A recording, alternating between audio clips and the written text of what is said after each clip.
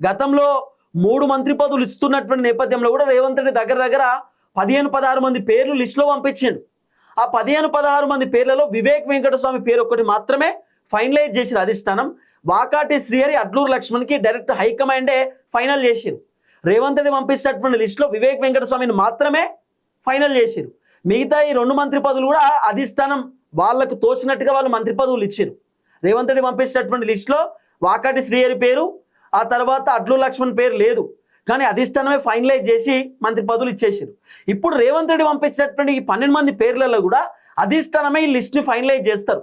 ఇప్పుడు 2 మంత్రి పదవులు ఖాళీగా ఉన్నాయి కదా, ఆ 2 మంత్రి పదవులు అధిష్టానమే ఫైనలైజ్ చేస్తారట. ఎందుకంటే రేవంత్ రెడ్డి హైకమాండ్కి చెప్పినట్టు, సార్ నేను ఎక్కడ కూడా ఈ మంత్రి పదవులలో తలదూర్చను, మీరు నాకు అవకాశం ఇచ్చారు కానీ నేను చెయ్యను, సో దయచేసి మీరే ఫైనలైజ్ చేయండి లిస్టు, మీరే మంత్రివర్గ విస్తరణ కంప్లీట్ చేయండి, మీరే షీల్డ్ కవర్లో పేర్లు పంపించమని చెప్పి రేవంత్ రెడ్డి చెప్పిండట.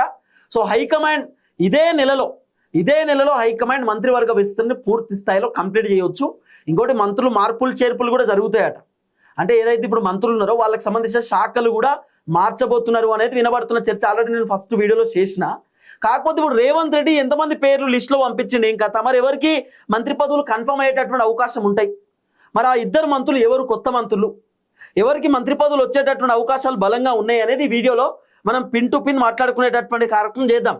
దాదాపు ఎంత కాదన్నా కూడా సుమారు 18 మంది మంత్రులు ఉండాలి. ఈ 18 మంది మంత్రులలో దగ్గర 16 మంది మంత్రులు ఉన్నారు. ఇంకా 2 మంత్రి పదవులు ఖాళీగా ఉన్నాయి, అంటే ఎంటీ.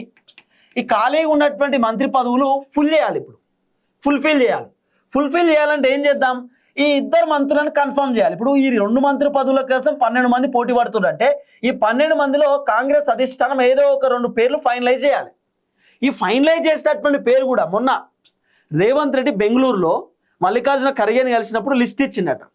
ఆ లిస్ట్ ఇచ్చిన తర్వాత పిసిసి అధ్యక్షుడు మహేష్ కుమార్ గౌడ్ను పిలిపించి మహేష్ అన్నని అడిగిరట, రేవంత్ రెడ్డికి ఇంతమంది పేర్లు ఇచ్చిండు, దీంట్లో ఎవరికి కన్ఫర్మ్ చేస్తే బాగుంటుంది, దీంట్లో 2 పేర్లు సెలెక్ట్ చేయమని చెప్పి మహేష్ అన్నకి చెప్పినప్పుడు మహేష్ అన్న 2 పేర్లు సెలెక్ట్ చేసిండట.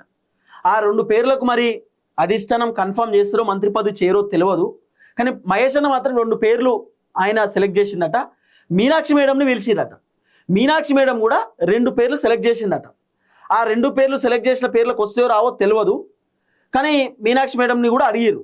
రేవంత్ రెడ్డిని అడిగిరట, ఈ 12 మంది పేర్లు లిస్ట్ ఇచ్చిన మంచిగానే ఉంది, దీంట్లో 2 పేర్లు నువ్వే సెలెక్ట్ చేయంటే రేవంత్ రెడ్డి కూడా 2 పేర్లు సెలెక్ట్ చేసిందట.